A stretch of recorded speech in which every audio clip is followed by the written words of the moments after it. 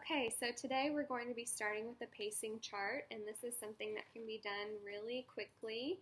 As you can see, I just took a piece of paper and drew a couple circles, so if you're having trouble, no matter where you are, you can always make something very simplistic and it'll work just the same.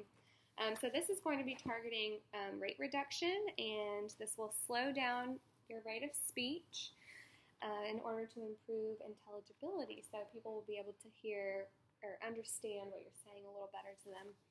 This can be used with hypokinetic dysarthria, for example, people with Parkinson's. This is because they typically have a little bit of a rate issue, so they might talk a little bit faster or their intelligibility is low. So I'm going to have you read from these sentences, or first the words. They're going to be multisyllabic. That means they have several syllables, and I'll do the first one for you. So, pretty flower, pretty flower. Okay, so you try the second one. Silly puppy. Good. What about the next one? Big elephant. Good. And the next one? Eye opener. Why don't you try some very simple sentences I have down here for you. The first one says, I enjoyed my vacation. I enjoyed my vacation. Perfect. And the next one? Joey was scared of the dark. That's okay. Okay, try one more. Or two more, actually. I need to use the telephone. Good.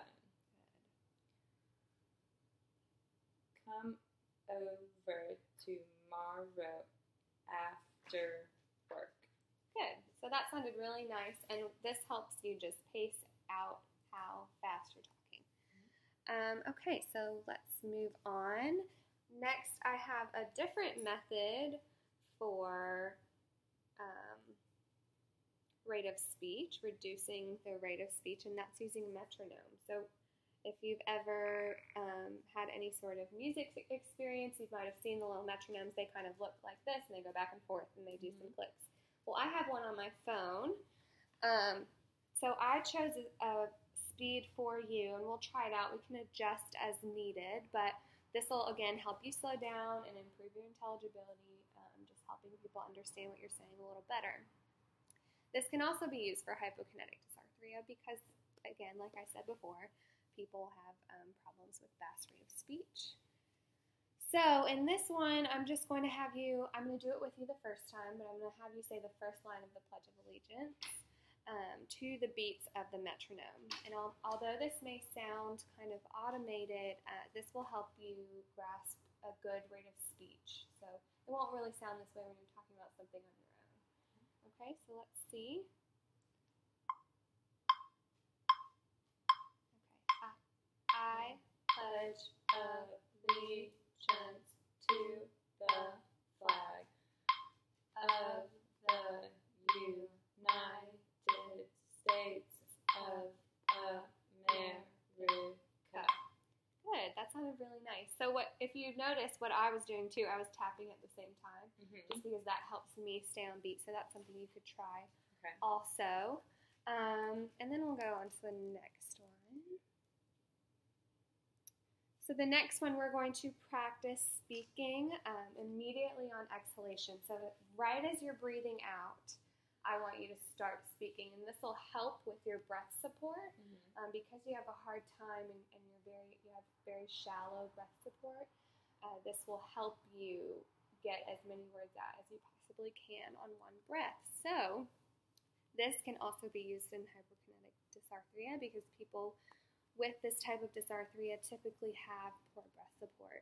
There are other dysarthrias as well that have poor breath support. So for start, just to get you used to this exercise, I want you to place your hand on your abdomen and just breathe in normally. And right as you begin to exhale, you'll feel your stomach start to go in. So just slowly exhale for me. Good. And then when you do it a second time and you're breathing in normally, I want you to go for as long as you can, and I am going to time you and see how long you can do that for. Get my little timer out. Okay. You ready? Do you want me to do it first so you know what I'm talking about? Okay.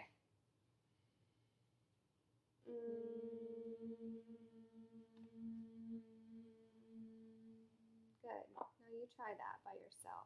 Breathe in normally, and then breathe out slowly. Good. So about 8 seconds. So we'll work on that.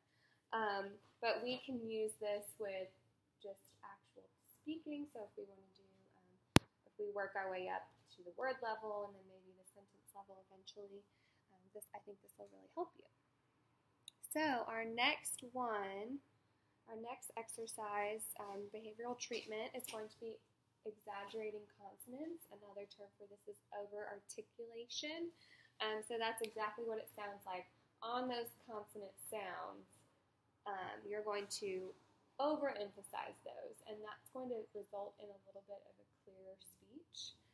So this can be used with hypokinetic dysarthria also. It will just help you fully articulate all the consonants in the words and sentences that you're going to be saying.